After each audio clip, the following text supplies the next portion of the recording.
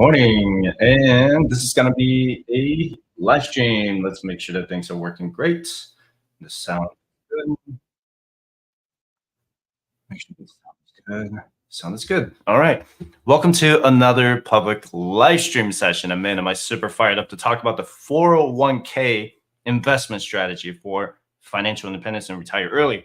And I see many people in the comment section say that they don't want to tie up their money in their 401k until they're 60 years old. But those people don't realize that they can actually access their 401k accounts a lot sooner than 59 and a half penalty free.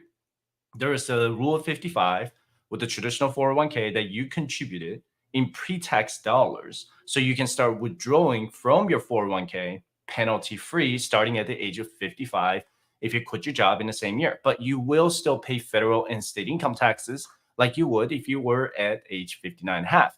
If you have a Roth 401k, you can actually move that pot of money over to your Roth IRA when you quit your job, regardless of your age. The Roth IRA will allow you to segregate your contributions and earnings so that you can take your Roth 401k contributions out of your Roth IRA when you retire early. You still have to wait until you're 59 and a half to take the Roth earnings and interest out of your Roth IRA. But just remember that the money you put into your Roth 401k is already taxed, so they can't tax you the second time.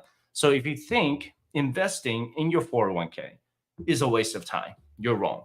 You don't have to wait until you're in the 60s to start making withdrawals from your 401k. It just takes a little more understanding of how 401k works so that you can start doing your own financial planning. And I explain the detail of the 401k early retirement strategy on this video. So be sure to check it out when you get a chance. And I forgot to mute my phone here. All right.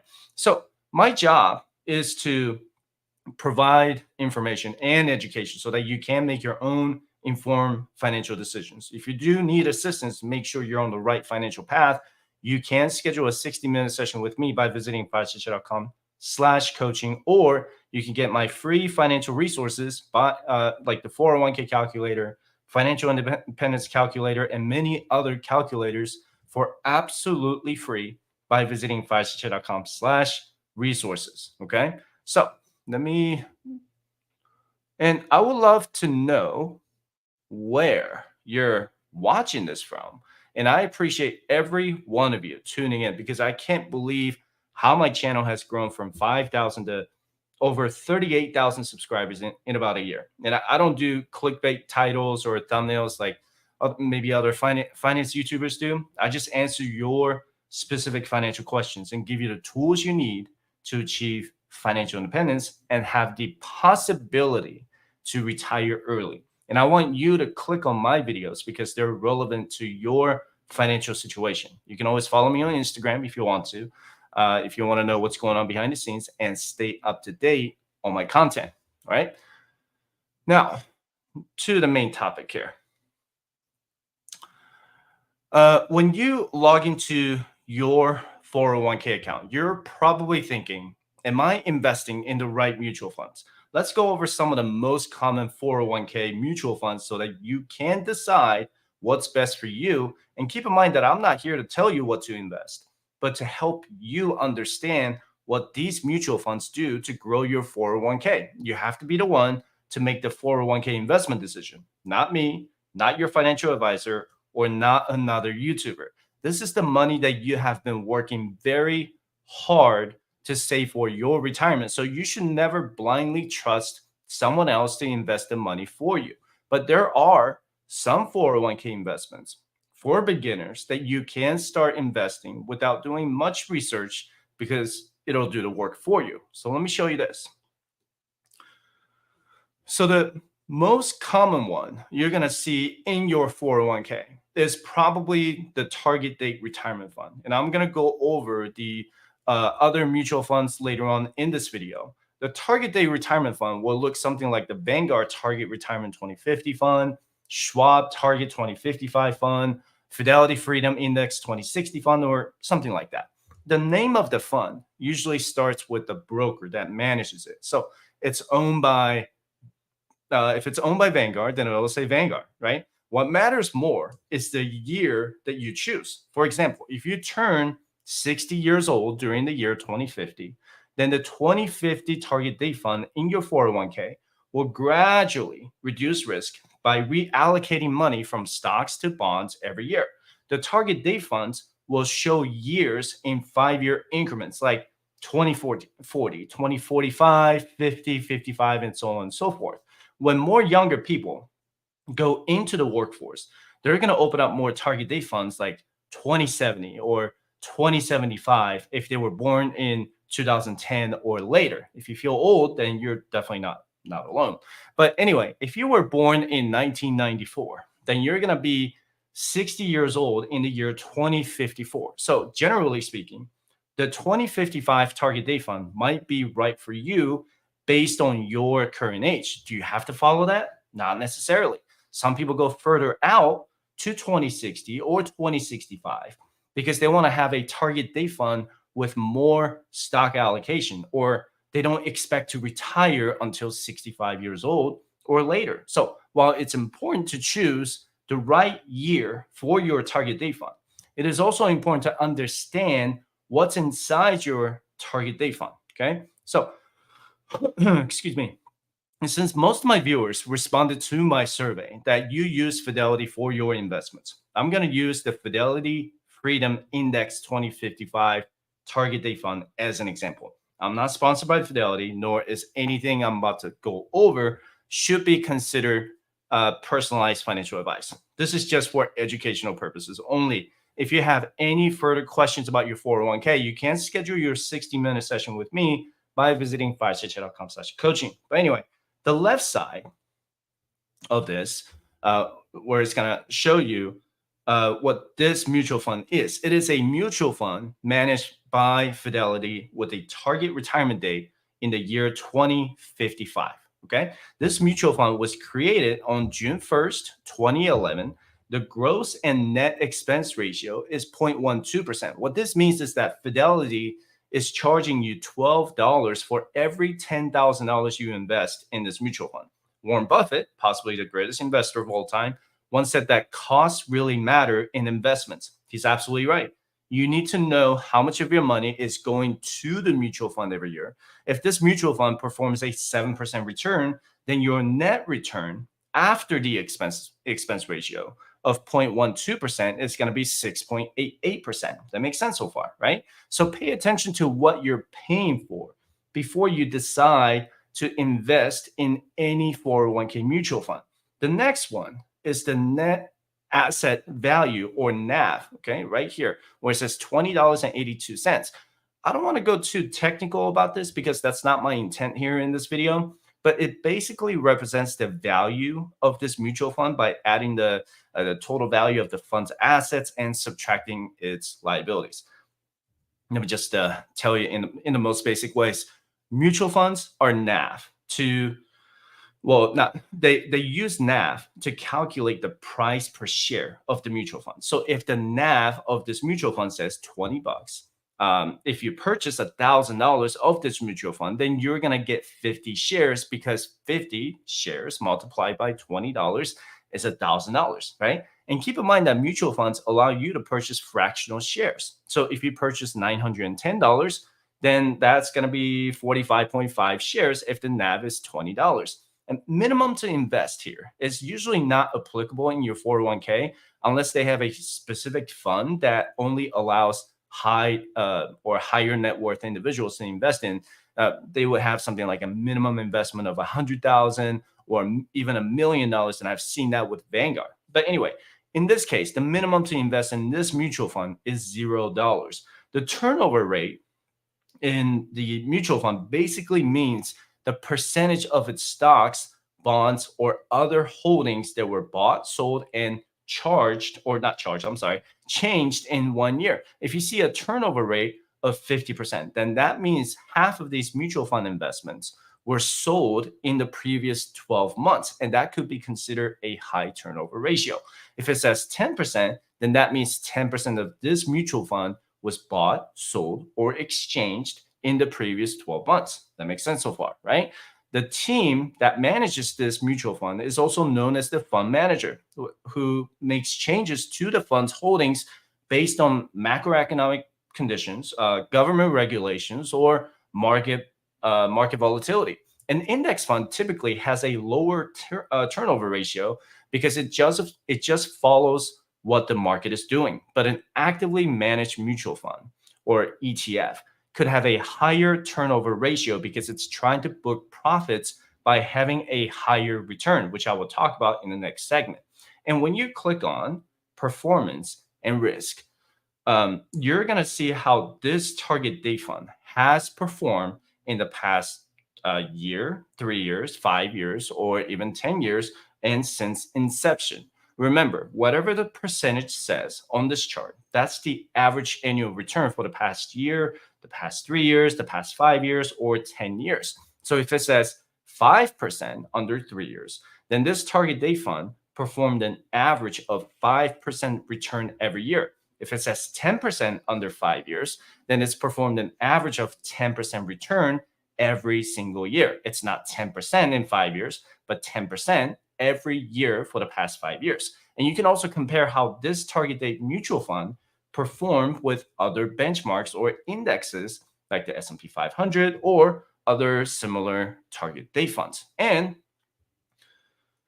when you click on composition, this is where it shows the asset allocations, and it tells you how this mutual fund is allocated between stocks and bonds. It'll even give you a further breakdown inside the stocks, like 55% in US stocks and 35% in international stocks.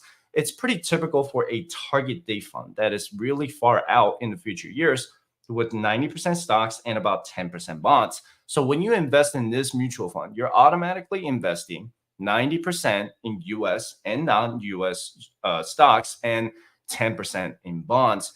These are all typically in index funds too. So 90% of stocks are in the US total stock market index fund, and the other 35%, as you can see here, is in the international index fund. The bonds are also invested in an index fund with a basket of corporate bonds, mortgage bonds, and other types of debt. Okay. So is the target date fund good for any investors? I think it's good for people who are brand new to retirement investing and still trying to get a good grip on how the stock and bond markets work. And if you're the type of person who just wants to invest and forget, the target date fund might be the right option for you. But just make sure to choose the target date fund that is close to your desired retirement age. You should also keep in mind that the allocation of these funds will change every single year. By this time next year, the target date fund I just showed you might be going from 90% stocks and 10% bonds to maybe 88% stocks and 12% bonds. It's also known as the annual risk reallocation. The target date fund will become even more risk averse every year. However, let me go back to that target date fund right here. The downside of the target date fund is that it has grossly underperformed the S&P 500 because of the international stocks and bonds. Oops, I didn't mean to click on that. Oh, I didn't mean to click out of it. Sorry about that. Because the international stocks and bond allocation, okay? If you're someone who wants to be exposed to more risks by investing 100% in stocks, then the target date fund may not be the right option for you. Again, this is not in any form of personalized financial advice. The other mistake I often see is that people investing 2 or 3 different target date funds in the same 401k. Remember, target date funds are designed to be a single investment. It doesn't make sense if you invest in multiple target date funds like 2045, 2050, and 2055 in the same portfolio. Just pick one target date fund that is closest to your retirement age. That's just my opinion.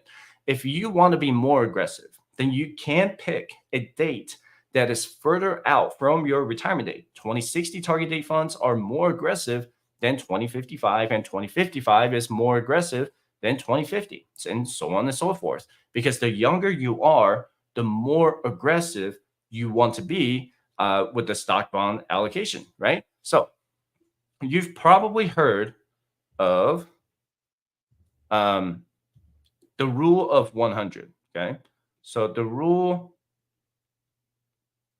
of 100, if you talk to any financial professionals, which calculates what percentage of your portfolio should consist of stocks. For example, I'm going to be 38 years old this year.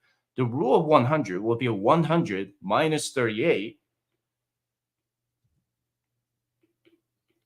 And that's going to give me 62. So what that means is that it is 62% stocks and 38% bonds. So if I invest 62% of my 401k into something like the S&P 500 index fund and 38% of my 401k into the short-term bond index fund, then I'm really just exposing 62% of my portfolio to growth and 38% of it just beating inflation, maybe more, maybe less, depending on the inflation rate, right? But because some people are living a lot, well, not some, but most people are living a lot longer now than they used to 20 or 30 years ago, a lot more experts suggest that the rule of 120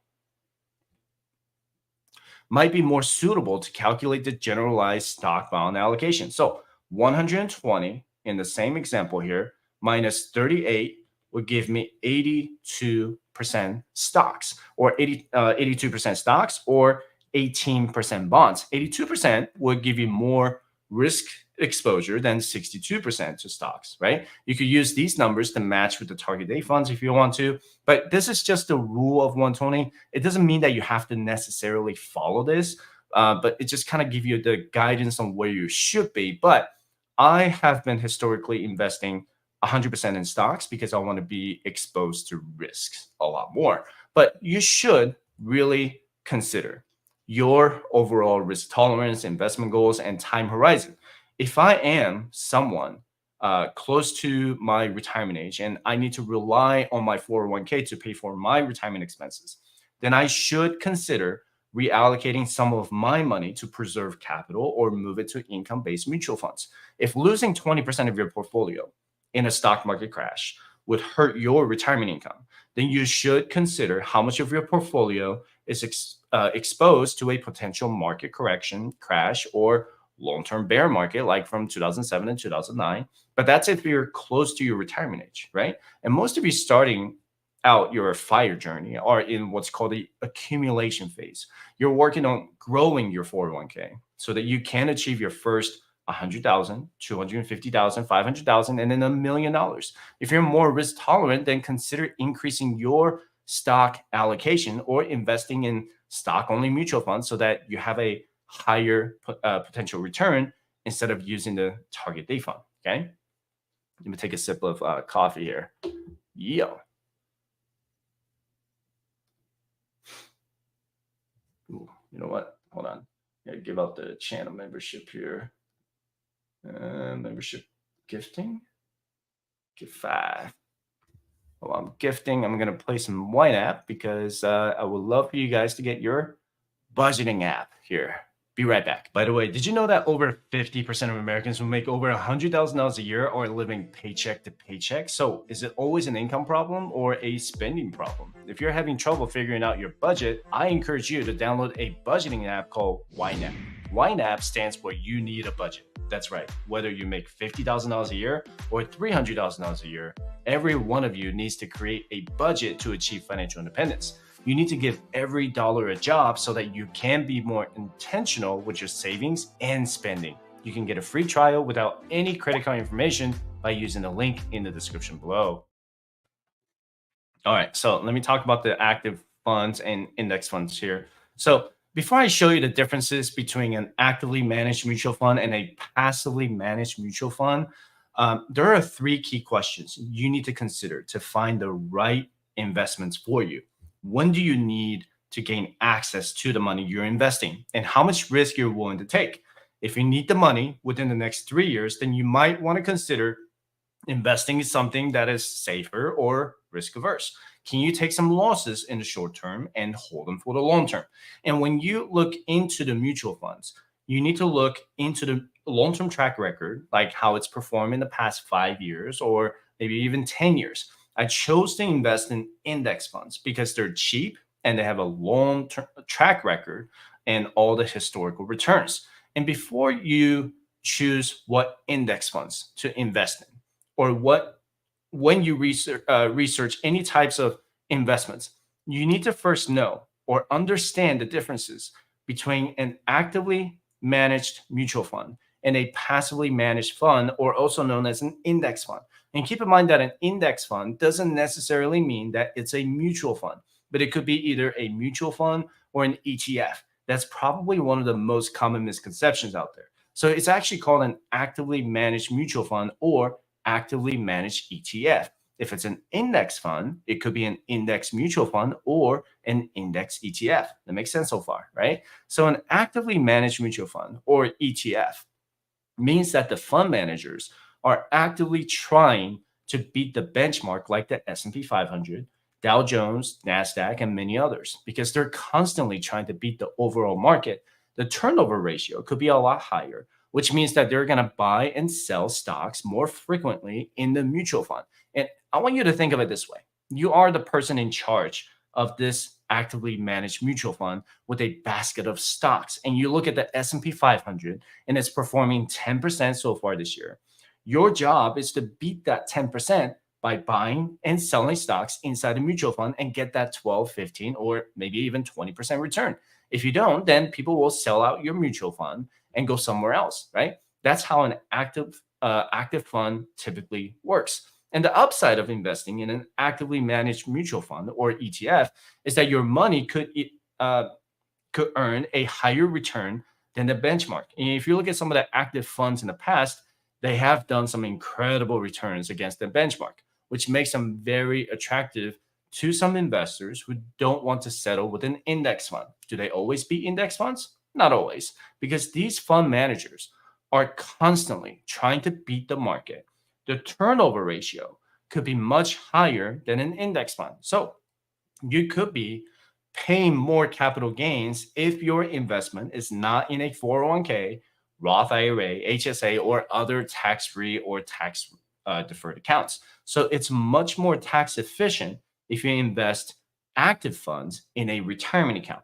And the big downside of investing in a active fund is that they do charge you a much higher management fee, regardless of how the mutual fund or ETF performs for the year. For example, a lot of people like to invest in what's called an ESG mutual funds, okay, and which stands for environmental, social, and governance. So they only invest in companies that have higher standards in environmental protection, labor standards, and ethical business practices. And some of these active ESG funds have a much higher expense ratio. So if the ESG mutual fund makes a let's say 7% return, and the expense ratio is at 0.75%, then your net return is really 6.25% before adjusted for inflation, right? And you have to be extremely careful or cautious about the management fees because they will eat into your profit if you're not being careful. And keep in mind that a mutual fund's expense ratio, like this one, is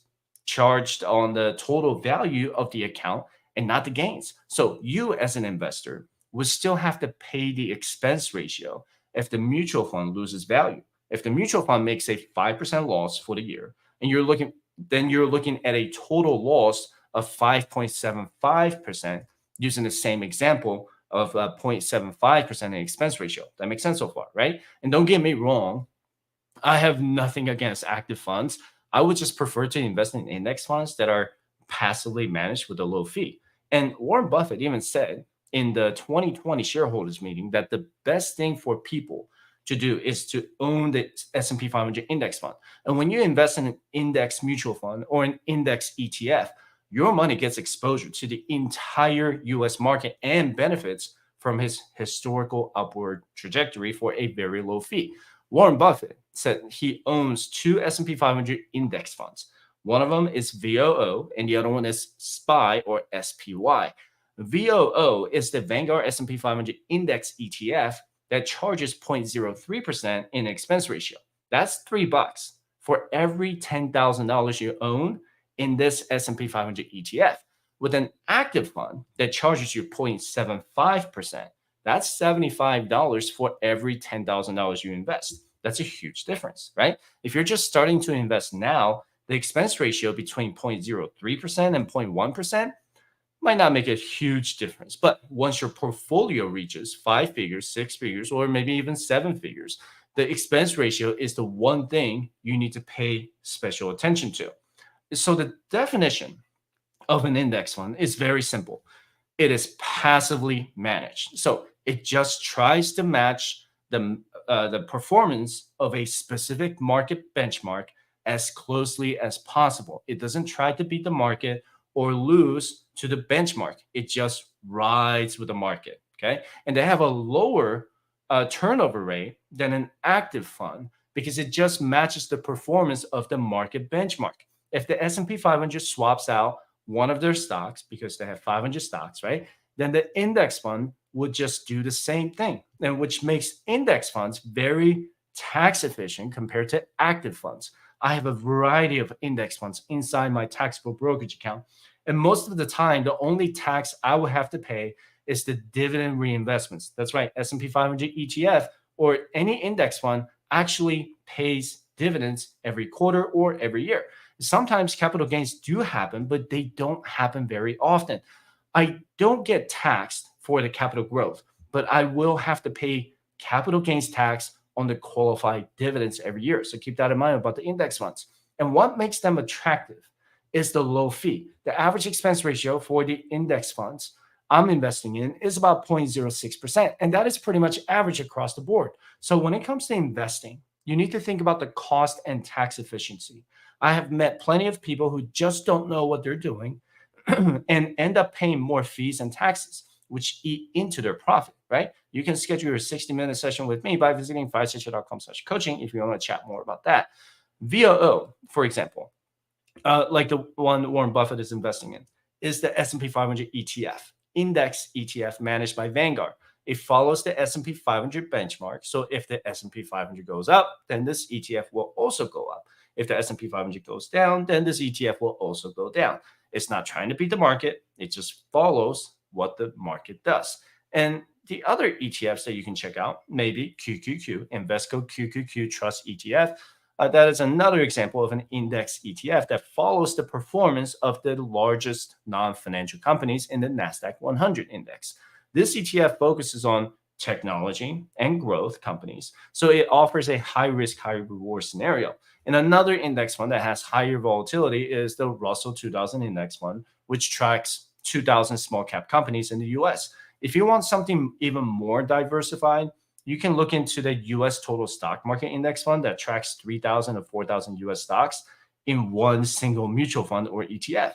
Fidelity has its own version. Schwab has its own version, and Vanguard has VTSAX or VTSAX for the index mutual fund and VTI for the index ETF. My retirement investments for the past 10 years have been the S&P 500, which is growth, and put a certain percentage in aggressive growth and another small percentage of my portfolio in a very few individual stocks that I believe in long-term growth. This is what worked for me. What will work for you will not be the same as what's been working for me. Okay. So when you're in search of the right index fund to invest in your 401k, Roth IRA, HSA, or taxable investment, you need to first understand which benchmark these index funds will track. If you look at the S&P 500 index funds or benchmark, you need to understand how well it has performed in the past 5, 10, or even as far back as 20 years, or maybe 30 years. Could the S&P 500 collapse again like it did in 2008 and 2009 by over 50%? Sure, it would, or it could, right? But it has a track record of a long-term recovery and growth that really attracts investors. And this is not in any form of personalized financial advice.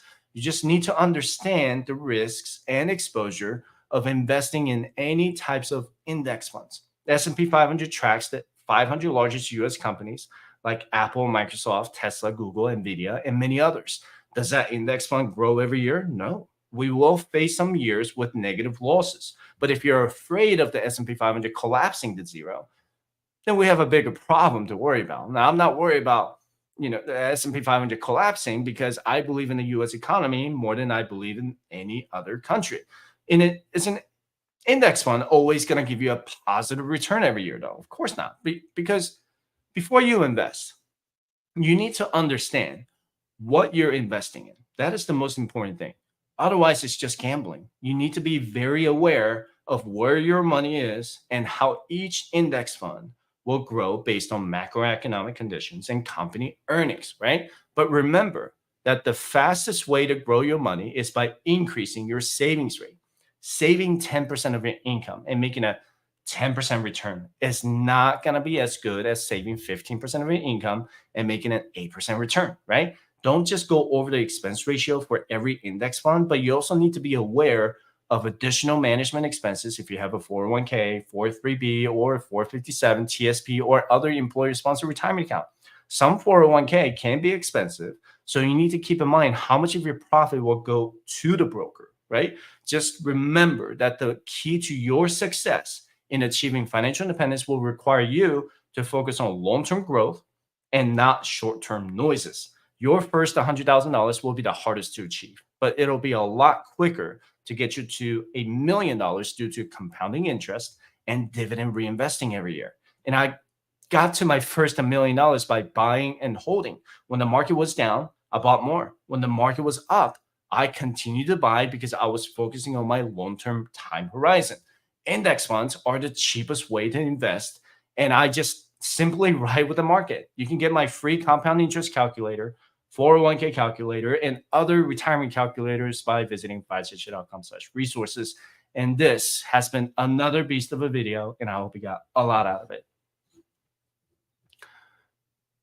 All right. And I forgot to mention, this is being streamed to Facebook and Instagram in the private group as well at the same time using StreamYard. Hello. John Farrell from Instagram. Somebody just messaged me and said, I look like who? Somebody messaged me and said, I look like this guy from Clear Value Tax.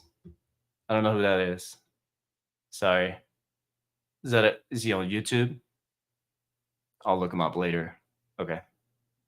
All right.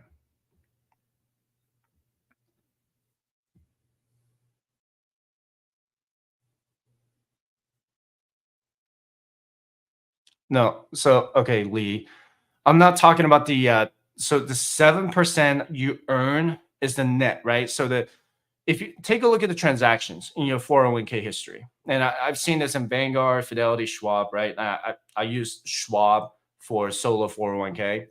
And if you look at transactions, there's actually one single transaction that says management expenses, but sometimes they do take that money out from the shares, and it just kind of depends on the index fund. Some index funds, they just kind of like get it deducted from the shares that you purchase, right? If you have a very small amount of money in there, they just kind of like deduct it from that. But that's not always the case. So with Vanguard, they would just take money out of my mutual fund or my portfolio every year for management expenses, and that was that, right? And you're not really going to see that much of a big difference when you invest in an index fund anyway, because it's 0.03% or 0.06% in expense ratio, which is really, really cheap when if you think about it. If you have $1,000 in there, that's 3 cents, right? And then if you have a 10,000 in there, that's $3. Not 3 cents, 30 cents. Geez, can't math today. But yeah, just take a look at it. That's not, remember the 7% you earn, you got to take a look at NAV price, net asset value. So NAV price, that's the share price that the mutual fund or ETF is worth after subtracting liabilities and all that. If you go back like maybe 10 minutes, 20 minutes, I did talk about the NAV, and that's where they can subtract it and just, say, well, it's going to be worth $21.30, but now it's $21.29 to collect the expense ratio, or, something like that. But just look into your mutual fund or your 401k and see how they charge it. It's almost invisible. You don't really see it when it comes to index funds, but when it comes to active funds, you will see the difference on there. And they should break it down for you on the historical return with after inflation, when they calculate inflation into it, and also after expenses. Okay, so take a look at that. They should give you the whole list of, let's say you have this mutual fund, this is your gross return, and then there's the net return, and there's a net return with dividend reinvestments too. So, okay, let me take a look here. All right, what do you think is the best 401k broker? My solo 401k is with Schwab, and I've been with them for 2 years now. Schwab is really good. I've been with Schwab, Fidelity, Vanguard, and a couple of others, but Schwab is giving me the option to do Roth, which is something I like. And the other one is that I can call them at any time and they'll answer my call. So that's really important too. How I do my solo 401k is not necessarily the same, right? Because I'm a business owner, so I can pick my 401k as a business owner out there. I talk to Schwab, Fidelity, Vanguard to see which 401k has the lowest expense ratio or the management fee. If you're not self-employed, you don't really have a choice but to use the one that your employer provides. So if your employer has a contract with Vanguard to give their employees Vanguard 401k accounts, that's who you're going to have to go with. I like Vanguard. I used them for about 5 years when I was employed back in 2017 to 2021. Vanguard has really awesome options, and their index funds are historically just cheap and really, they come with good track records. The downside of Vanguard is that they have poor customer service. That's the reason why I left them. So when I left my job, I actually just rolled over my 401k from Vanguard to Schwab 401k, and it just worked out pretty well. I had no problems with investments. I thought the backdoor Roth IRA strategy, or not strategy, the process is really simple to do with Vanguard. It's just customer service was really poor. I had to wait about 3 hours to get on the phone with somebody. And that was just unacceptable to me, especially with, I'm trying to move some money around. I wasn't trying to trade stocks or anything, but I was just trying to move my mega backdoor Roth from 401k to Roth IRA. Being on the phone waiting on the phone for 3 hours just wasn't acceptable to me, because I didn't want to wait another day and potentially have tax liability if I left that money in the 401k. But you can check out my video about the solo 401, or not solo 401k, but the mega backdoor Roth process if you want to. And before TD Ameritrade, they merged with Schwab. I thought TD Ameritrade was really awesome. Let me see if I can find the TD Ameritrade. TD Ameritrade. I think they merged, right, with Schwab. Yeah, they did. Yep. So yeah, TD Ameritrade doesn't exist anymore. So TD Ameritrade was really good too. It's too bad that they're gone now. Fidelity is pretty good. My wife has her Roth IRA with Fidelity. Same index funds. I believe she has like a S&P 500 index fund. I can't remember. The downside of Fidelity is the app that just came out. It looks kind of weird to me. It's not as user friendly, in my opinion. That's just my opinion. But when it comes to Roth IRA, okay, here's another downside of Fidelity. If you do the backdoor Roth IRA, is that if you're doing a backdoor Roth IRA because your income limit is above the Roth IRA income limits, it does take days for the money to go from traditional IRA to settle in traditional IRA and then move it to Roth IRA. I think it takes like 5 business days, which I think is too long. And then once it settles in Roth IRA, then you can buy mutual funds, index funds, ETFs, whatever. But that process, that extra 5 days, it is a headache. I don't know why Fidelity does it.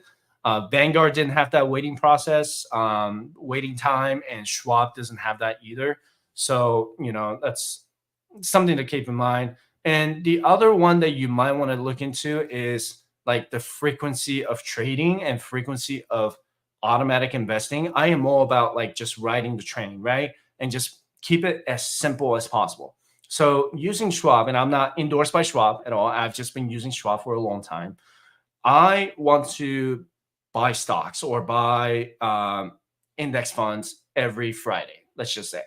And I looked at Schwab, and it gave me the option to, buy shares, buy mutual funds every Friday. Um, I don't think Fidelity gave me that option. I don't know if they do now. Let me know in the comment section down below if I'm wrong about that. But at the time when I was applying for a solo 401k, it just did not allow me to do it. So I'm like, all right, I'm going to go with Schwab. So those are some of the criteria that I needed is to, I want a dollar cost average the best I can. But I can't do that if you place too many restrictions, right? Just real quick too, I do want to show, oops. I do want to show you what a solo 401k does. Okay. So if you're a business owner, you can contribute the same thing up to $23,000 as an employee. Okay. So I wear two hats, right? I am an employee of my own company, and I am also an employer of my own company. So if you're a sole business owner, you don't have any joint partnership or anything like that, you can do this. So if you have, you can open up a what's called solo 401k. Okay. And then for the remaining $46,000, I can contribute as an employer. So what that means is that I'm going to get paid by my company, and I am going to contribute as an employee. And I, as the employer of my business, I can contribute up to $46,000 to my solo 401k. All right. Now, what does that mean in terms of net income? So the maximum you can do is actually 46,000 divided by 25%.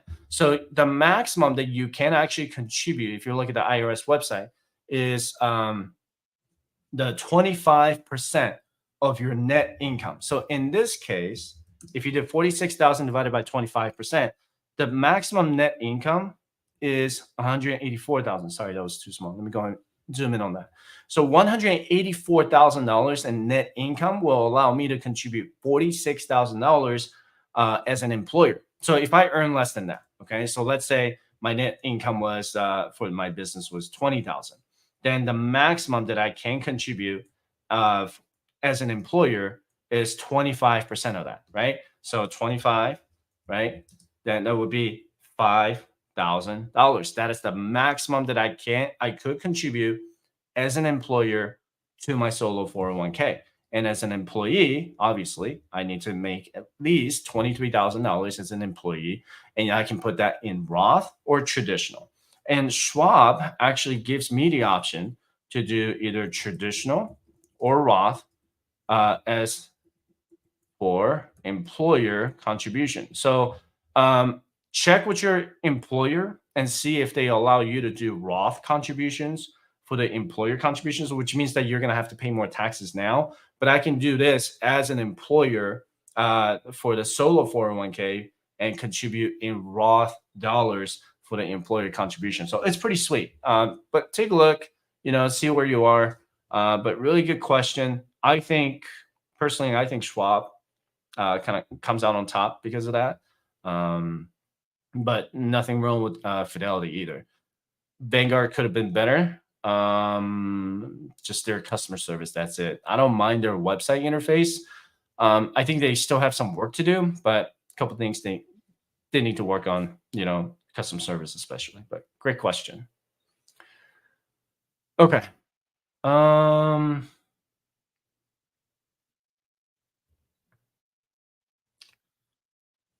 long does it take to reach $1 million? So I did a video on that, on how to reach, how long it usually takes to reach $1 million, but it really depends on your savings rate, right? So let's talk 401k for a second. So if you invest, if you only have a 401k as an example, and you're able to max that out every single year up to the IRS limit. So this year is 23,000 for the year 2024. And with a, let's say 5% employer match, it would take you about 16 years to reach, or 16 to 17 years to reach 7 figures or $1 million if your 401k performs an 8% average annual return. Okay. And you can download my 401k calculator by visiting firesightchat.com/resources.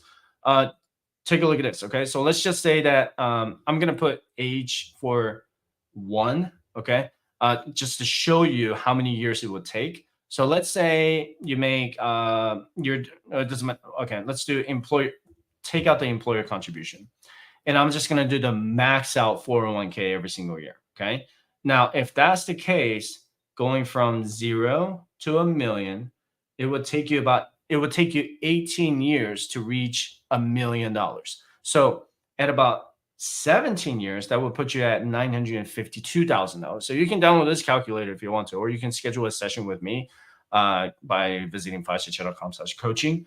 But obviously, this is not counting for the employer contribution rate. But let's say your pre-tax income is 100,000 and your employer contribution is 5% every year, and you're able to max it out every single year.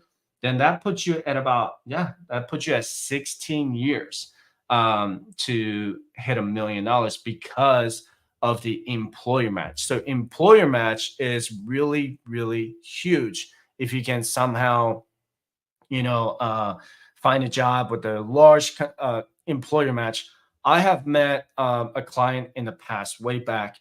His employer was giving him 50% match up to the IRS limit. So back then, I think this was like back in 2021, and the 401k contribution limit was like 22,000, maybe 21,000. I can't remember, but the employer was willing to give him 50% up to, let's say, 20,000. So they were going to give him $10,000 every year for doing $21,000 every year, right? So that was really sweet. So if you find the right employer, maybe that makes a lot of profit. And and if they do any profit sharing at all, and if you receive any RSUs, that could be really, really huge when it comes to your retirement planning. I mean, I just showed you, right? That's giving you 16 years instead of 18 years to reach seven figures. Now, do you need $1 million to retire? Not necessarily, right? It just really depends on your passive income streams. You might have,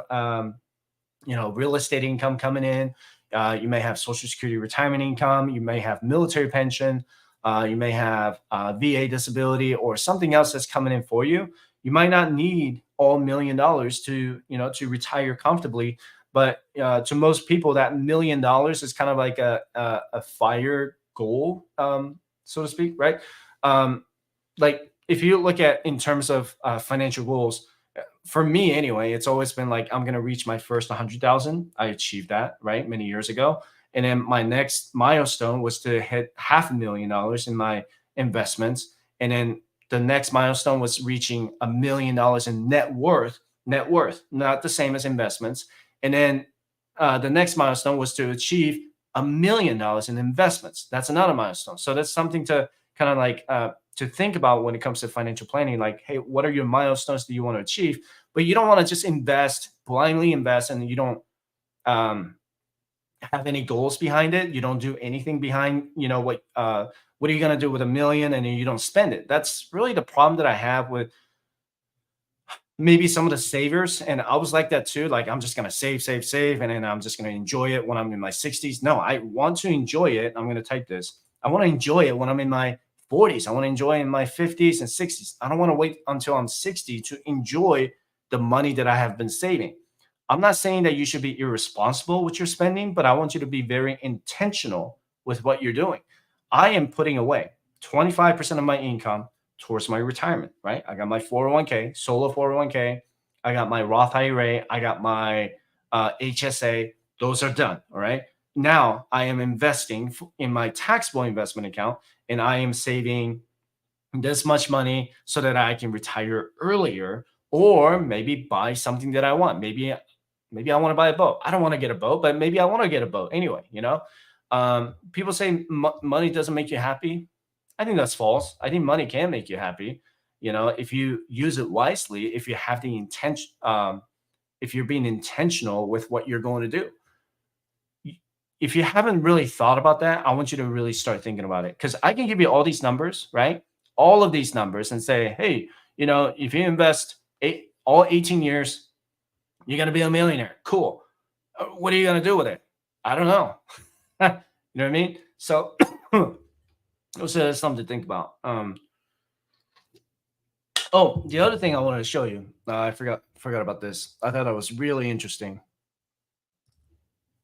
Is hold on, saw this article today.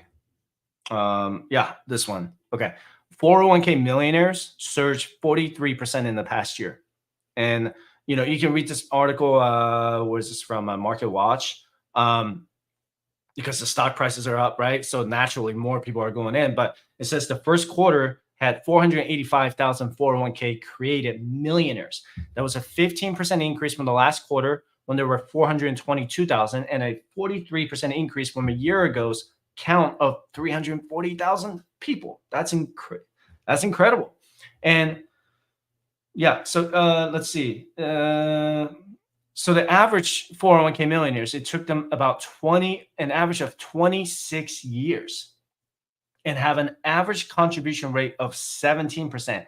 And this is something that I've been telling everybody about because people ask me like, which one's the best index fund? Which one's the best mutual fund to invest in? But I'm like, wait, hold on. What is your contribution rate? Oh, I'm putting 5% away. Well, you're not going to get to $1 million, with just a 5% contribution rate. You got to boost it up. You got to go to 10%. Okay. If you can't get there yet, find out why. Maybe you're in debt. Maybe you're trying to pay off your car payments or your credit cards or your student loan. Okay. That's done. Move up to 15% and then eventually move up to 25%. Can you max out your 401k? Right. You're on the financial independence channel. So if people say, well, nobody can do that. That's not true. People who watch my channel, they have been doing it. And if you feel like I'm never going to be able to do it, you're never going to be able to do it. But this article itself even shows that an average IRA balance reached $127,000, up 13% from the previous year. And more people are investing, contributing to their Roth IRAs, not just 401k. So if you're wondering if you can do it, you can absolutely do it. And 16 years, 18 years, sure, that's just in a 401k, but you could get there a lot sooner if you choose to set aside some of your money intentionally for retirement and set aside some of your money for fun and some of your money for whatever else that you want to do. You need to find that, okay? You need to be more intentional with your spending and saving so that you get to enjoy that money that you've been working very hard to save. So great question though. 16 years for 401k if you get the employer match, but that's just one of the examples. Let's see.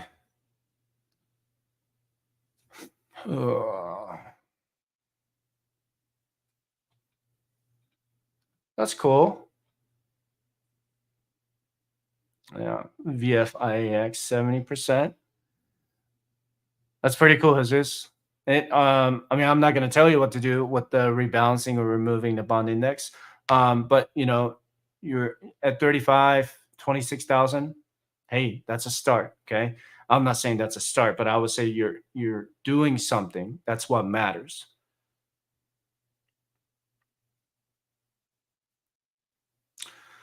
I don't understand why some people are promoting that. I just don't see the need for multiple retirement date funds because like when I look at 20, 30, 35, right? The mix of stocks and bonds are like say 70%. No, they're less than that actually. 20, 30 is like 6 years from now. So that's like maybe 60% stocks and 40% bonds, or maybe 70% stocks and 30% bonds. I don't see the reason why I would need to mix them. I mean, if you look at the allocation, you just kind of average out the differences. Let's say 70% stocks in one fund, and then let's say 75% stocks in the other one. I mean, that would be the average of 72.5%, right? So you're essentially doing 72.5% of stocks if you mix up your target date funds, which is really, really weird why people do it. I'm going to show you this actually, because I do track the stock prices and performances on my website. You can go to firesightshare.com/resources. So if you look at S&P 500 here, see if I can zoom in. S&P 500 on the top left corner right here where I have it selected, it's performed 15.45% year to date. That is incredible, right? And in a small cap, which is let's say Russell 2000, it's about 2.5%. An international fund is performing about 6.5%. And then bonds are at 0.1 and then 2%. Okay, so there's the government securities and then the fixed income index. On the right side, if you look at it, these are all the target date funds, the performances anyway. This is based on the TSP, so it might be different with Vanguard, Fidelity, or Schwab, but you kind of get the idea. But if you look at S&P 500, how it's performed 15.45%, and 2030 fund, it's performed 7%, 7.5%, and then almost 8% for 2040, right? So, you know, the stock bond allocation is much different between those. They just don't perform as well as putting all your money into, or let's say choosing your, between large cap stocks or medium and low, small cap. So, I'm not saying that you should do 100% stocks. I'm not saying that at all. And that's not, in any form of personalized financial advice. I can't give you that because I don't know anything about you. But when it comes to just, choosing the target date retirement fund, if you feel behind and you need more growth, 2030 is mixed with, what the hell? Let me take a look. Let me see if I can find something here. Let's look at Vanguard. I want to look at the stock bond allocation instead of, me talking out of my butt here.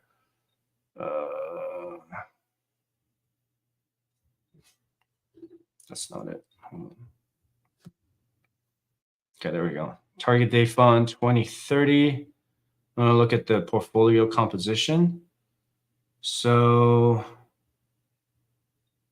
yeah, stock is 60% stocks and 40% bonds. So only 60% of that target date fund is growing, while 40% is maintaining at about 2% 2% return, give or take, every year because they're in bonds, right? So I don't know why they promote that. I don't do it. Obviously, I don't promote any investments. Just here to educate you guys on how it works. I, I just don't see the reason why you should have 2 or 3 different target date funds. Let me know in the comment section down below if you have different opinions about it. Good question though, or good comment, I should say.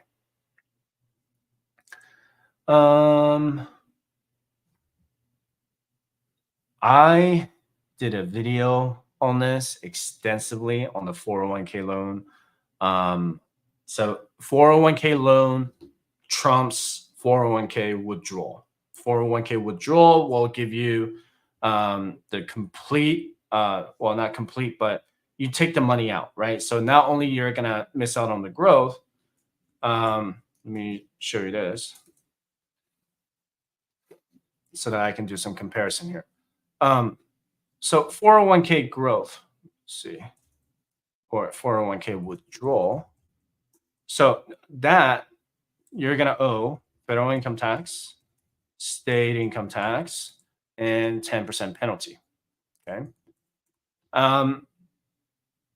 Never recommend that before you're 59 and a half or before age 55 under the rule of 55.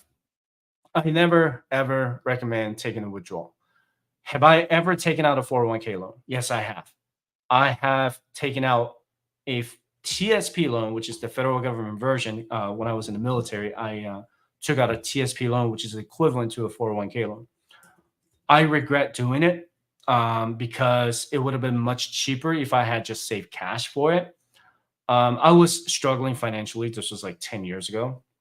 So I took out a 401k loan and I was going to pay back within, I believe it was 3 years or 4 years. So 401k loan, if you took out, let's say $10,000 and with what's the interest rate? So let's say I'll just put 5%. Okay, interest rate. Then the $10,000 you take out, let's say 3-year term, you take that, you pay back the principal, and the interest actually goes right back into the 401k as well. So that interest doesn't go to the 401k broker. You actually pay that interest back to yourself. Okay. Now, on the surface, people are like, "Oh yeah, it's a great thing. Why not take out the 401k loan?" I've had people in the comment section when I made that video about the pros and cons of a 401k loan. There were a lot of people in the comments saying that there's nothing wrong with taking out a 401k loan. After I even put out the detailed comparison between what happens when you take out the 401k loan versus when you never take it out, right? 401k, leave it. Don't take it out. Don't take out a 401k loan. If you need cash, take the months to save for it. Unless this is a medical emergency and you have drained your emergency fund and 401k loan is your very last resort, then yeah, okay. But here's the thing, right? You do miss out on growth.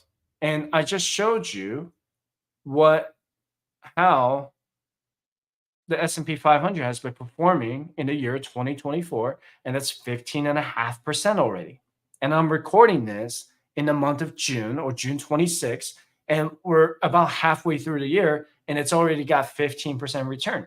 So when people try to justify that using the 401k loan with the 5% interest is worth it, it's not. Why not spend the next 3 to 4 months to build up your cash reserve to pay for whatever it is that you need to do? Even if your credit card debt is too high, let's say 28%, 29%. I had $47,000 in credit card debt in 2013. I paid them off in 16 months because not dog cost average. I used the snowball method to pay down the smallest balance first and then pay off the largest balance for my credit cards. I had 5 maxed out credit cards with an average of about $9,000, or the total of $47,000. I'll never forget it. I still have my record of it. I never used the 401k loan to pay off my credit cards because it was just me transferring one debt to another. Okay. I spent my time paying off my credit cards to learn the lesson that I will never do it again. Okay. If you're in that situation, you gotta take the time to pay off your credit cards. You gotta figure out why or how you got those credit card debt in the first place, because you don't want to get back into those debts again. So when I paid off my credit card debt, it was like in July 2015. I didn't use my credit cards for like a year. Today I have like 14 credit cards, but I really just use like 5 of them. I never carry a balance on it. But taking out a 401k loan to fix that, it wasn't going to fix it. But 401k loan, you're going to miss out on the growth. You're going to decrease the balance regardless, right? That $10,000 is taken out. So that money is no longer working for you. Even with the 5% interest that goes back into your 401k with a 15% return this year, you can do the math, right? You can do the math. But really good question. I'm not attacking you on this question, but I think people really need to kind of like look at it and say, what do I need this for? Is this an emergency? Have I drained all of my cash and I have to use my 401k loan to, to pay for an ER visit? I know the ER visits are stupid expensive. Do I need to use my 401k loan, or can I cash flow that as much as I can? Right? When you say 401k loan is the fastest way out, then you may not be doing it right. Remember, this 401k. A lot of people use that as a loan to pay for something that they could have saved cash for the next couple months. They could have been patient about it, but they chose to use the 401k loan that could potentially delay your retirement, retiring at 55, and now you're retiring at 58 because you took money out of your 401k loan. And when you check out that video on my website, I really give you like the details, pros and cons, and then what would happen if you took this money out. What are the rules, right? $50,000 is the maximum you can take out, and then there's like a management fee and all that stuff too. I give you that. I give you the whole breakdown too. So just check it out on my channel. I really appreciate your question though. I want you to keep in mind of the pros and cons before you do it and find out why you're doing it. Okay. Passionate about it because I had a 401k loan and it sucked. I would never do it again. So, okay. Let's see. Oh, hot take on the, huh. Yeah, I know. I got a lot of flax on the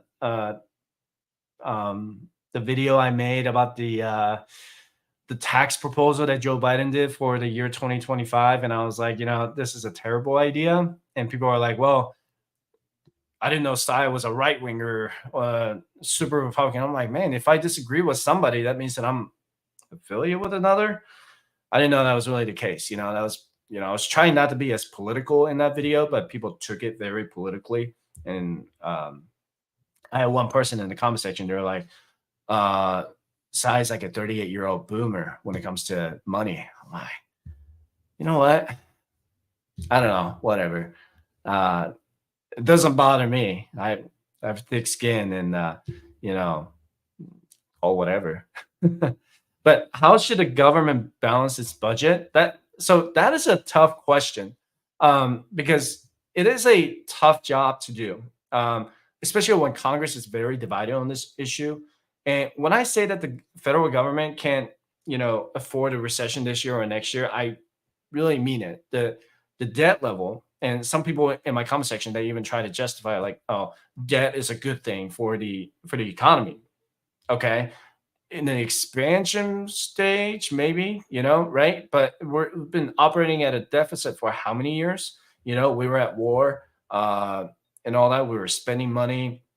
I mean, they're cutting the budget now, but the deficit is still there, right? The debt level is at an all-time high, and a recession would just add more debt to it, and that would be extremely terrible. And I want to show you this. So you can go to, this is a public website. You can go to fiscaldata.treasury.gov and take a look at what the government revenue and government spending is. So when the total government revenue was 4.4 trillion in 2023, they spent 4.4. If they spent 4.4 trillion, would be a balanced budget, right? But they spent 6.13 trillion, which is a deficit. And when they borrow more, almost $2 trillion to spend more, not only did the government spend money on programs and services, but they had to pay interest incurred from borrowing, right? It's the same concept. You borrow money, there's going to be interest. It doesn't matter who you are. Even the US government has to pay back that interest. Is the government serious about paying off the debt? It doesn't seem like it, not to me anyway, because the first step they have to do is tackle the budget by balancing it and then eventually putting in a surplus budget. A surplus budget would be something like bringing in $5 trillion and spending 4.5 trillion with $500 billion in surplus. That makes sense so far, right? That surplus of 500 billion annually would take the government, what is it? I wrote it down the other day. It's like 68 years to repay the debt. So instead, it looks like the government is looking to use inflation to make the debt cheaper over time. And borrowing money would increase the interest payments even more over time, right? The gross interest payment, I wrote this down the other day too. It was in 2023. That was about $880 billion, which included, $10 billion in tax refund interest. And check this out. In 2024, the Congressional Budget Office, or CBO, is projecting the U.S. government to pay like $12.5 trillion in interest over the next decade, which is the highest amount in any 10-year period. In 2024, the total interest payments are, I said 870 billion. In 2025, it is 951 billion. And then by 2034, it's going to be about $1.6 trillion just in interest payments. That's going to be more than the current defense budget in 2024. But also keep in mind, there's something else that the news is not really talking about right now, and it's coming up pretty soon. And that is the suspension for the debt ceiling, and it's stopping on January 1st, 2025. All the news coverage is about the election right now. If Congress still can't be on the same page by then, the Treasury Department will still have about 3 months to cut their spending and keep paying their debt and keep some of the lights on. Defaulting on their debt would have a devastating consequence for our economy. So I'll just say that Congress has a very tough job to do, but at some point, they have to make some tough decisions to make this happen. Are they going to cut Social Security? Probably not, right? And many Americans are tired of their tax dollars being spent overseas. That is the truth. And I, did the survey and I read every comment. Believe it or not, I do. I just don't reply to them. But is cutting foreign aid going to balance our budget? No, of course not, right? But I think we still have a hangover from wars in the Middle East, and the American people are just tired of not investing enough in the country itself. And that's what this election is going to be about mostly, I'm sure. And besides taxes, right?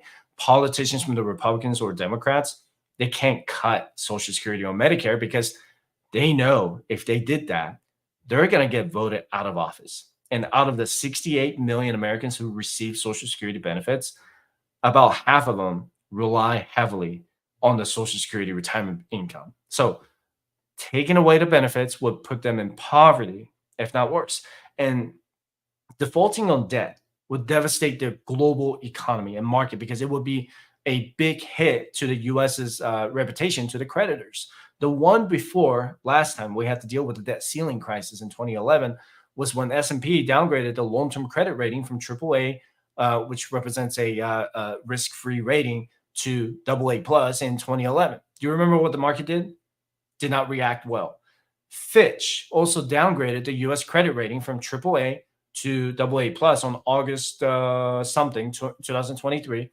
And everybody with common sense knows that spending and debt right now is unsustainable. We're still in a high interest economy, so the interest payments are going to be high until the Fed cuts interest rates. No one in the major news network is talking about the debt ceiling right now, but it's going to be brought up again in January 2025 if Congress can't decide what to do. The Republicans and Biden reached that fiscal deal back in 2023. They suspended the debt limit until January 2025. The news coverage right now is all about the election and the geopolitical tensions. But like I said, unless they're willing to make some dramatic cuts in their budget, they're not going to be able to balance it. Let me know in the comment section down below how you would balance the budget. Do we cut Social Security? Do we cut Medicare? Do we need to cut national defense spending? Do we need to cut something else, right? Thanks for the question.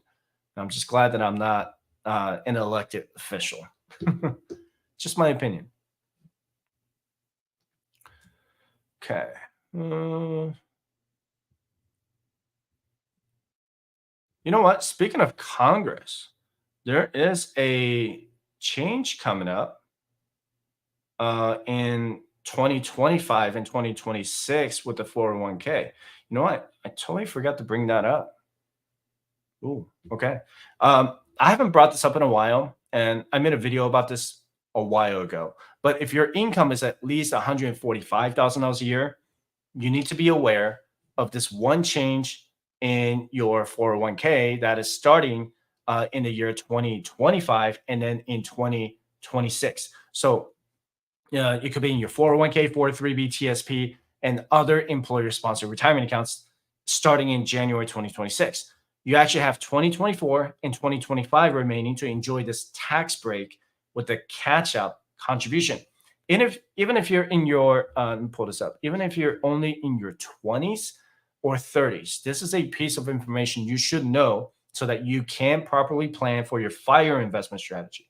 So if you're going to be 50 years old soon, or you're already at least 50 years old, you need to be aware that Secure Act 2.0 is going to take away the ability to invest your catch-up contributions in traditional or in pre-tax dollars starting in January 2026 if your income is at least $145,000 a year.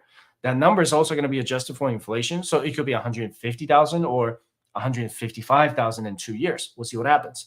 It was supposed to happen this year, but it got delayed by the IRS for whatever reason. So people just kind of stopped talking about it. This was like 7 months ago, right? So what does that mean for your 401k, 403b, or TSP starting in January 2026? assuming that all of the numbers remain the same for the year 2026, you can still make traditional or Roth contributions for the employee portion of your 401k. So it doesn't matter if you make $145,000 a year, you can still invest up to $23,000 in either traditional or Roth. I was showing this to some of my private clients, and you can be a part of it by visiting firestation.com/coaching and schedule a 60-minute session with me. But if you're turning 50 years old in the year 2026, it doesn't matter what month you turn 50. And if you make over $145,000 a year, you're only going to be able to put that catch up contribution in Roth because Congress passed Secure Act 2.0 to implement that law to require you to pay your taxes now instead of paying taxes later in your retirement. This is kind of a silent way to collect your taxes without really advertising it, right? If they say tax hike, people are going to be like, what? But if they just kind of put this in the law and say Secure Act 2.0, if you make more than $145,000 a year, that catch-up contribution, I'm going to need that tax now. That's basically what Congress did. And if you're brand new to investing, a Roth means that you're essentially paying taxes now so that your Roth money can grow tax-free and then take the money out later tax-free. A traditional 401k means that you're going to delay paying taxes now and then pay the taxes later when you're retired. That makes sense so far, right?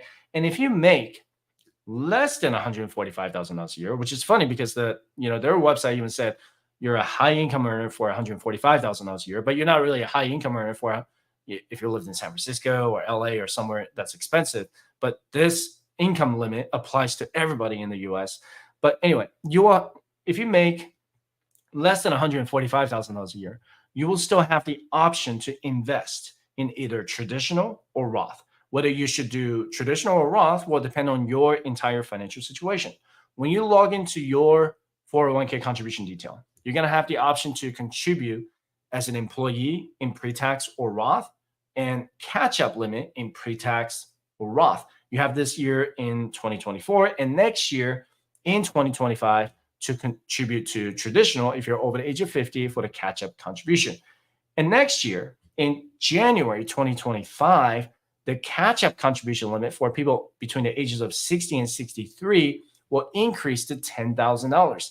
The same rule will apply starting in 2026 if your income is over $145,000 a year. So if you're 60 years old in 2026, making over $145,000 a year, you can invest $23,000 right here in either traditional or Roth, but that catch-up contribution of $10,000 or up to $10,000 can only go into Roth if your income is more than $145,000 a year. I know it's a little confusing between these two rules changes, but next year in 2025, you can still put that $10,000 in catch-up contribution in either traditional or Roth. And then in 2026, that $10,000 can only go into Roth if you make $145,000 a year. Now, if investing in Roth doesn't bother you, then by all means, I plan to do Roth now and continue to do Roth until my tax bracket goes to the 32% marginal tax rate. That's just me though. Don't do it just because I do it. And when it comes to 401k, 403b, TSP, or whatever retirement accounts you have, you need to know how much of your money is in pre-tax. Okay. So look at your 401k and take a look and see how much traditional balance and Roth balance. How much of it is in traditional or pre-tax and how much of it is in Roth. It doesn't matter where you are with your retirement journey. You can use my 401k calculator by visiting firestation.com/resources, or you can schedule a 60-minute session with me by visiting firestation.com/coaching. If your 401k is projected to grow to, let's say, $1.5 million, okay, then if about 40% of your pre-tax is going to be 40% of that 1.5 million is going to be in pre-tax, then that's going to be what, 600,000.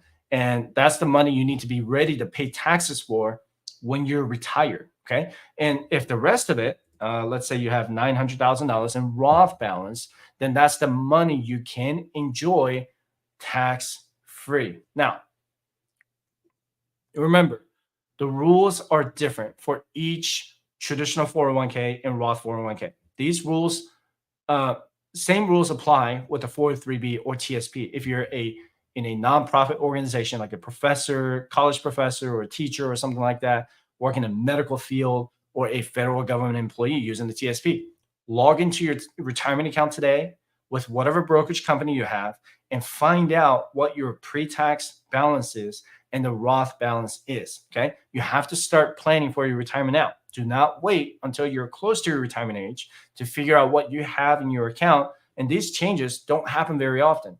But whenever they do, I will be sure to let you know. So be sure to subscribe if you haven't done it already.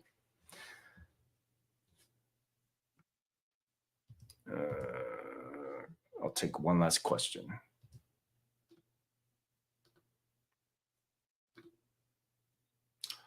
I'll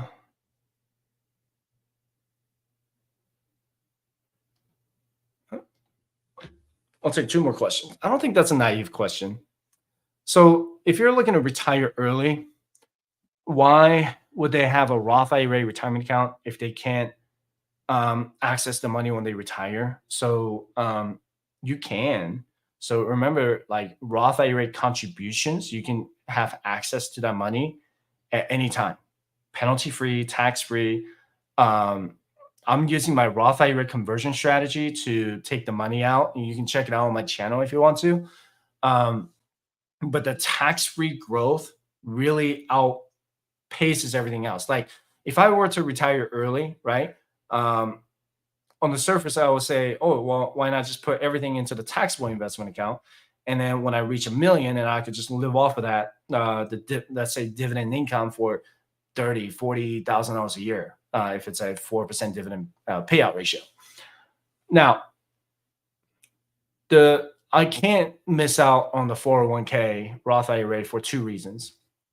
Reason number one, if my fire fails because I have, let's say, a medical condition in the future where I just can't save as much money as at all, saving early now in my 401k Roth IRA and HSA, that's going to pay off really well when I'm in my 60s. Okay, I am. Remember that 401k, Roth IRA, and HSA, those are my three investment accounts that is going to ensure, it's kind of like an insurance for me to ensure that I can retire on time. Now, anything above that goes into my taxable investment account, taxable brokerage account, whatever you want to call it, with either Fidelity, Vanguard, Schwab, whatever broker that you have. I know some people love Robinhood, whatever. Okay. So I do the allocation as the savings rate allocation. 25% will always go into my retirement. I just max them all out. Okay. 401k maxed out, Roth IRA maxed out, HSA maxed out. That is going to ensure my retirement starting at the age of 55 or 60. We'll just call it 60. Okay. The next one would be my early retirement portfolio that is going to allow me to possibly retire at the age of 45 or 50. Now, go to my website, firesightshare.com/resources, and I have like tons of calculators, fire calculator, how much you need to do it. You can calculate your numbers from there. But because of and the second reason I want to get to that is the tax-free growth in there is just too tremendous. Like I'm going to pay taxes now at, let's say, 22% marginal tax rate so that I don't have to pay taxes now later on. That is going to be huge for my retirement planning. Do you think the tax rates will remain the same from now, 30 years from now till the year 2050? I think the tax rates are going to go up, right? Why? We have an aging population. They're going to have to raise taxes whether we like it or not. That's just the reality. I don't like it. I don't want them to raise taxes on me. But I am right now prepaying for my retirement so that later on, if I fail fire for whatever reason, medical, physical, whatever, I still have my 401k Roth IRA to live on. I am already projected to, I'm not trying to brag here because I started investing heavily at the age of 30, and I thought it was a late start, I am still projected to have 3 million, 4 million, 5 million in my 401k, my Roth IRA, HSA combined. And that's just my insurance to make sure that I don't have to worry about. Now, I put everything else into my taxable investment so that I can possibly retire at 45. And that's my thought process going into it. So can I retire by 45? Sure. Do I want to? I don't know. You know, it just kind of depends on where I would be. And really good question, though. It's not a naive question. I think that's something that you really want to like prioritize, is that the benefits that you get now in that order. When you go to my website, there's a 5-year checklist on how to prioritize your investments. You never miss out on the free money from your 401k, right? I never, if your employer gives you that 5% employer match, invest that 5%. The next step, max out your Roth IRA and HSA. The next step is attempt to max out your 401k. And I said this in a previous segment that it takes about 16 years to become a 401k millionaire with an 8% average annual return if your pre-tax income is $100,000 a year with a 5% employer contribution. It's in a 401k calculator. You can mess with it and see what happens. And remember, you don't get 8% every single year. That is the average annual return. This year, it's already making what? What was it? 15%? Did I close that already? Yeah, it's already making 15.5% this year, just for the S&P 500. And next year, it could be down to negative 8%. Who knows, right? But if you average that out, what is that, right? So you're still making a positive return year over year. Good question, though. Just make sure that you prioritize what benefits you now, like what reduces your income.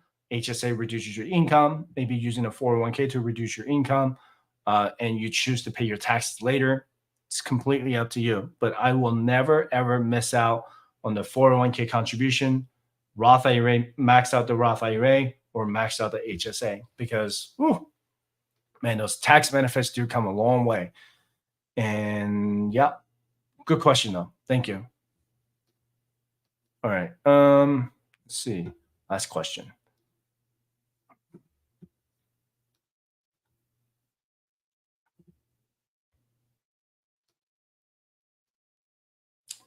Oh, that's a good question too. All right. I'll answer that.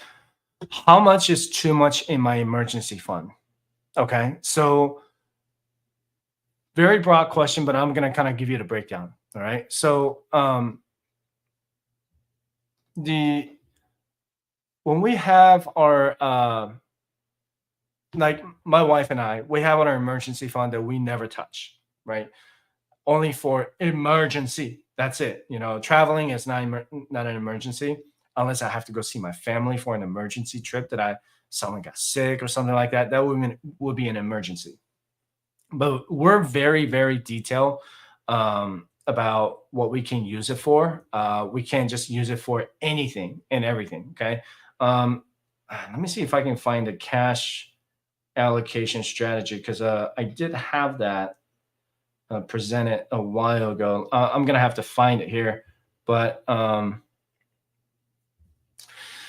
typically for fire, I like saving 6 months of expenses, and it's not just the one expense. You don't include the one expenses; those are the bare minimum expenses.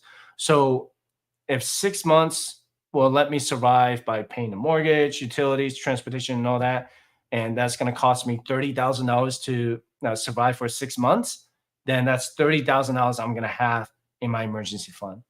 Anything above that, I am going to invest that, right? Or I'm going to put it into a different cash account, because I don't want to lose out on the opportunity cost. That's really the biggest thing. The S&P 500 already making 15% return this year. That's already outpacing the 5% high yield savings rate, right? The other thing I have seen people do constantly is that they put too much money in their checking account. If your checking account, I always recommend having 1 month of expenses in your checking account, and maybe 5 months of expenses in the emergency fund, or you can just do 6 months in emergency and 1 month in checking account, because you never want to have too much in your checking account. That is barely accruing in interest. So if you put too much in your checking account, you're just losing that to inflation. Period. Okay. So when it comes to the emergency fund, you want to make sure that you're not um, over contributing, and you also need to consider several sources of income. You may have VA disability coming in, say $3,000 every month, and that's going to help you survive if you lose your job, right? So that's something that you need to consider. Maybe you have other pension income coming in, and or maybe real estate income on the side. But real estate is not always passive. You could have something going on with the renters and all that. So that's something to kind of like think about. Let me see if I can find that because I had a cash reserve strategy. Maybe I don't have it in here. I don't know. That's something. Hold on. But that's all right. I'll just show you guys this, but oops.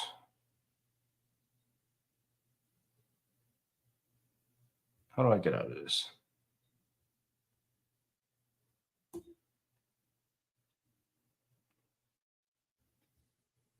Can I get out of it? Sorry. I don't know how to do it. Okay, there we go. This is I was educating my clients on this the investment priorities, but if you look at, this is the TSP, one of my clients had the TSP, but it take a look at where you are with the emergency fund. But before you get there, make sure that you have your employer match, right? Get that employer match, and then make sure you pay off your debt, except for the mortgage. But this part right here for the cash reserve, have an emergency fund, and you also want to have an annual spending account. And I teach that to all of my clients. You can go to firesightchat.com/coaching. Um, Annual spending account is where you store your money for like car maintenance, annual car maintenance, major maintenance, minor maintenance, car registration fees, insurance, right? Some people pay their car insurance annually or semi-annually. Um, and anything else that you need to set aside, you want to have that. Because before you get to HSA, Roth IRA, and maxing out your 401k, you do not want to be cash poor.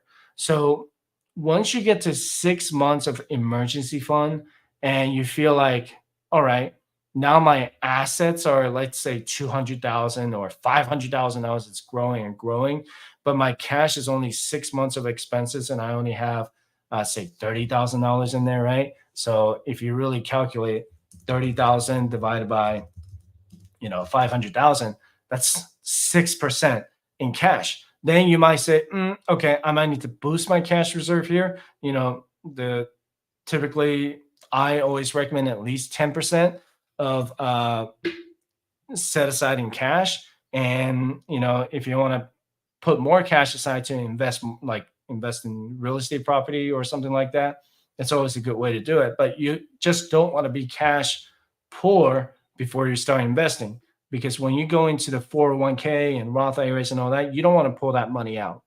So you can, I wish I had that chart with me right now, but let's say you have the emergency fund, and then you have the annual expenses fund. And then the next one, you can have like a discretionary fund, and you can have a home improvement fund. Those are called what's called a sinking funds. So you write this down. Sinking funds. I think I have like 7 or 8 high yield savings accounts, and I just kind of like put money away for travel, annual spending, emergency fund, and a discretionary fund. Discretionary fund would be like buying tickets to see Taylor Swift, right? Or buying tickets to go see the football game or NBA game or something like that. Whatever your hobbies are, those are really important to do. You can probably combine your discretionary fund with the travel fund, but your cash allocation strategy is going to be really, really important for you to do. Let me see if I can find that video, because before I get off the live stream here, I know I have a video on this. Let me see if I can find it. 1 second. Might be able to.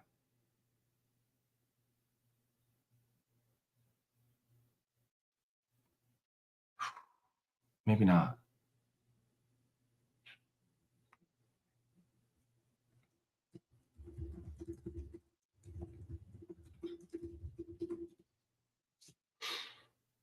Thought I had it. That's what happens when I have way too many videos. Maybe I need to put that in the playlist or something. You know what? I'll make a future video about it. But you know, man, it must have been like a year since I did it. I just can't remember where I put that video at. But anyway, I appreciate the question. I'm not going to turn this into a clip because I feel like this is an incomplete answer. I kind of owe you that. I'm going to make a video about it in the future. But anyway, well, I appreciate all of you guys tuning in, and I hope you guys got a lot out of it. And see you guys back in about 2 weeks.